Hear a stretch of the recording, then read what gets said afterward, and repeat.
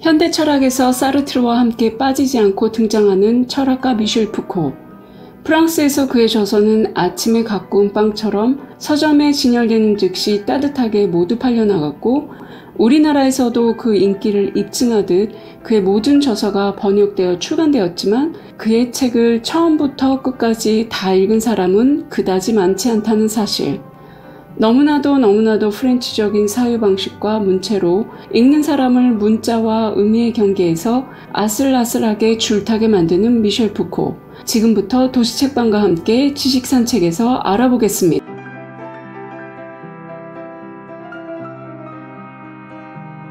미셸 푸코는 프랑스의 대표적인 구조주의 학자로 알려져 있습니다. 구조주의를 설명할 때 빠지지 않고 등장하는 철학사조는 실존주의입니다.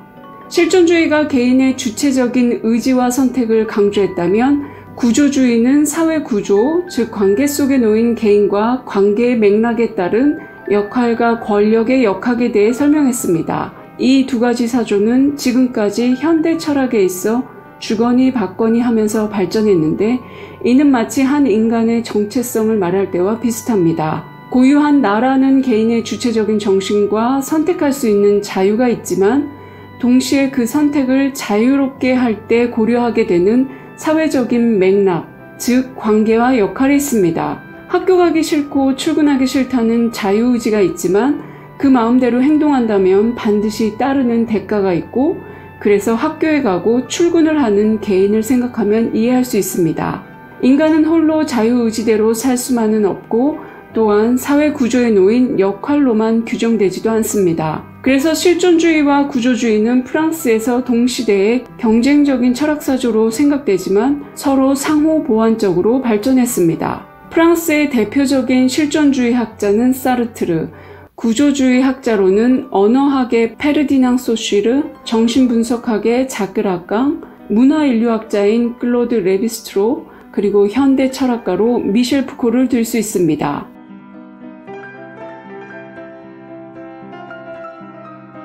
미셸 푸코는 부모님의 학구열로 일찌감치 개인 교습을 받으면서 프랑스 최고 대학인 프랑스 고등사범학교를 진학하기 위해 학교를 옮겨 다녔습니다. 프랑스 중부 지역인 뿌아띠에에서 파리 고등사범학교 최고의 합격률을 보이는 파리의 한 고등학교로 전학했습니다. 푸코의 아버지는 외과 의사였고 푸코의 어머님 쪽도 의사 집안이라서 부모님은 푸코가 의사가 되기를 바랬지만 안타깝게도 푸코는 수학 과목에서 재능을 보이지 않았습니다. 전형적인 문과 학생이었던 푸코는 역사와 철학에 관심이 많았고 대학교 입학시험을 위해 철학 과목을 과외받기도 했습니다. 미친 듯이 공부한 그는 프랑스 고등사범학교에 입학하고 이후 그는 거의 도서관에서 살다시피 했다고 합니다. 그의 천재적인 탐구 정신의 근원은 바로 도서관이었던 거죠. 철학 탐구는 대부분 시대를 아우르는 거대하고 폭이 넓은 보편적인 정신을 찾아내는 것이라고 하지만 그는 반대로 개별적이고 실증적인 자료를 도서관에서 끊임없이 찾아 정리하고 분류하면서 그 사건과 시대를 설명할 수 있는 이론을 세워나갔습니다. 푸코는 심리학에도 관심이 많았는데 병원과 감옥에서 심리검사를 실행하는 보조로 일하면서 이후 정신병리학으로도 학위를 받았습니다. 그는 이 경험을 바탕으로 정신병, 감옥, 병원, 통제 등을 연구 소재로 삼았고 이는 광기의 역사, 감시와 처벌, 말과 사물, 성의 역사 등 그의 책에 잘 나와 있습니다. 특히 광기의 역사는 그의 소르본느 대학 박사 논문이었었는데요. 그가 스웨덴에서 프랑스 문화원 원장을 하면서 준비한 논문이었습니다. 스웨덴 프랑스 문화원에 있으면서 연구만 한 건 아니고 프랑스어를 가르치면서 학생들과 교류도 매우 활발했고 문화원 운영도 매우 성공적이었다고 합니다. 이후 파리 소르본느 대학에서 박사 학위를 받은 푸코는 폴란드의 바르샤바 프랑스 대사관 문화참사관으로 독일 함부르크의 프랑스 문화 원장으로 지내다 프랑스로 잠시 돌아와 클레르몽페랑 대학 교수로 지냈고 이후 다시 브라질로 건너갔다가 1970년 프랑스에서 학자로서의 최고의 자리라고 알려진 꼴레주 드 프랑스의 교수로 채용됩니다. 이후 그는 고국에서 활발하게 연구하면서 학생과 교수와 사회와 교류하며 지냈는데요. 고루하고 괴짜적인 철학가의 이미지가 아니라 세련되고 댄디하면서 소통하는 학자로 자리매김했지만 1984년 58세의 나이로 안타깝게 자신의 아파트에서 생을 마감합니다.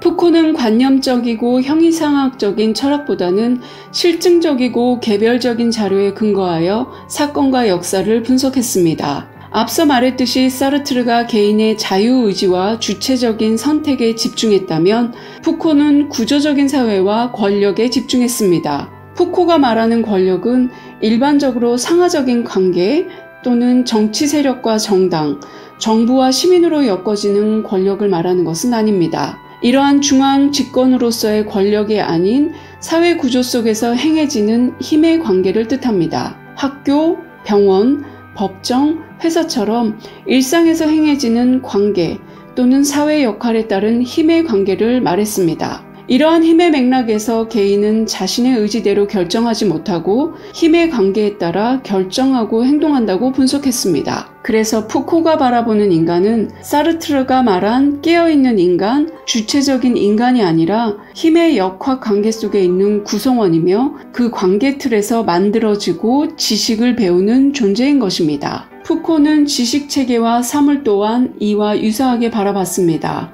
사회를 구성하는 지식체계는 절대적이지 않으며 이는 시대에 따라 다르다고 설명합니다. 르네상스 이후 계몽주의와 합리주의의 등장으로 르네상스 때 인간의 능력이라고도 여겨졌던 이성을 벗어난 행동들, 예를 들어 돈키호테의 광적인 추진력, 리어 왕의 병적인 심리상태 등을 격리와 치료의 대상으로 봤습니다. 이성의 잣대로 비이성적인 것을 분류했고 비이성적인 것은 이성적인 것과 거리를 두어 교화하고 교육해야 될 대상으로 믿었습니다. 이처럼 푸코는 지식과 사물도 사회와 역사의 틀에 따라 다르게 평가된다고 말했습니다. 지식과 사물의 본질 또한 사회적인 맥락과 관계 속에서 끊임없이 변한다고 본 것이죠. 지식을 바라보는 인식의 무의식적인 문화체계에 의해 사회의 질서와 통제 방식이 결정되고 지식의 가치도 평가받는다고 했습니다. 이러한 무의식적인 생각의 틀을 에피스테메라고 이름을 붙였습니다. 푸코에 의하면 에피스테미는 시대에 따라 달라집니다. 그의 에피스테메를 적용해서 바라보자면 중세의 광대는 계몽주의 시대에 와서는 광인이 되고 조선시대에 일부 종사하는 여인들은 나라에서 연려문을 세워줄 정도로 높이 평가받는 인물들이었지만 지금 여성의 인권을 존중받는 시대에서는 미개한 것으로 여겨집니다. 이는 예술작품에 대한 평가도 마찬가지인데요. 시대에 따라 대세 또는 절대적인 것처럼 여겨졌던 것들도 그 시대가 지나면 한낱 쓰레기로 취급받기도 하고요. 당대 인정받지 못했지만 사후에 인정받는 작품도 있습니다. 조지 오웰의 1984년은 구소련을 비난하는 작품으로 해석되었지만 지금 정보화 시대에서는 빅브라더를 경계하는 작품으로 여겨지죠. 이렇게 에피스테메는 사회와 시대에 따라 다르게 구조되기 때문에 맥락 안에서 해석하는 것이 중요하다고 설명합니다. 푸코는 현대 철학을 대표하는 지성인으로 여겨지는데요. 그가 활동했던 시대는 지성인들이 사회적으로 참여하는 시대였습니다. 하지만 푸코는 사르트르처럼 여론을 지도하고 대중을 대표하는 참여 지식인도 아니었고 정치의 색깔과 정당의 정책을 좌지우지하는 당파적인 지식인도 아니었습니다. 그는 자신의 분야에서 전문적으로 발언하고 행동하는 특별한 지식인의 모습을 추구했습니다. 그는 특정 이념에 대한 찬반의 의견을 내세우지 않은 채 현상을 분석하는 비판적인 의식을 보여줬습니다.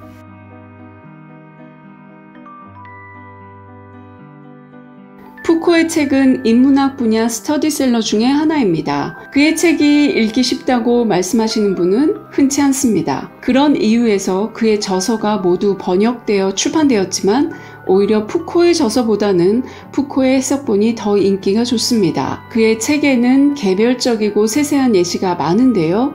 그 양이 정말 방대합니다. 그래서 읽다 보면 약간 삼천포로 빠지는 느낌이 드는데요. 그의 책들은 전형적인 귀납법의 형식을 따르고 있습니다. 자신이 찾아내고 분석한 수많은 사례를 먼저 제시하고 나중에 거기에 대한 결론 또는 총론을 도출합니다. 이러한 귀납법적인 서술 방식은 개인의 개성을 존중하고 그 특성을 우위로 하는 서양에서 많이 사용되는데요. 동양에서는 보편적이고 결론적인 이야기를 먼저 이야기하고 거기에 합당하는 사례를 나중에 제시합니다. 이러한 연역법에 익숙한 우리에게 푸코의 책은 구조적으로 다가가기 어렵기도 합니다. 물론 이 또한 푸코의 에피스테메로 이야기하자면 옳다 그르다의 문제가 아닌 우리 사회의 문화 구조이고 습관인 거죠. 여기에 따른 우리의 지식 흡수 방식이 조금 다른 것입니다. 이러한 프랑스식 기납법 말고도 푸코의 책은 프랑스인들도 고역이라고 생각하는 돌려 말하기, 엉뚱한 질문으로 대답하기, 모호한 수식관계, 지나친 은유와 문학적 표현들 때문에 많은 해석의 오해를 낳기도 했습니다. 그럼에도 그의 사유책에는 현대인의 사고방식을 그리고 지금 우리 사회를 돌아보는 틀로 매우 유용하다고 평가받습니다.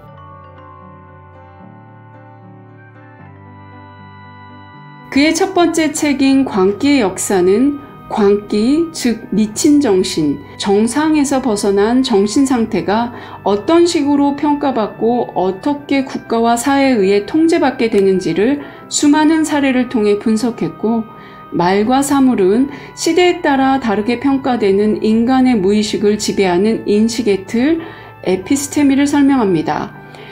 감시와 처벌은 공개 처형이 감옥이라는 처벌 방식으로 어떻게 변했는지 설명합니다. 감옥은 사회로부터의 분리, 신체의 통제라는 방식을 통하는데요. 이를 통해서 통제와 규율, 인간의 훈육과 교육 영역까지 확장 설명합니다. 푸코는 이러한 권력의 통제와 감시로 개인이 어떻게 사회의 입맛에 맞는 구성원이 되어가는지 분석합니다.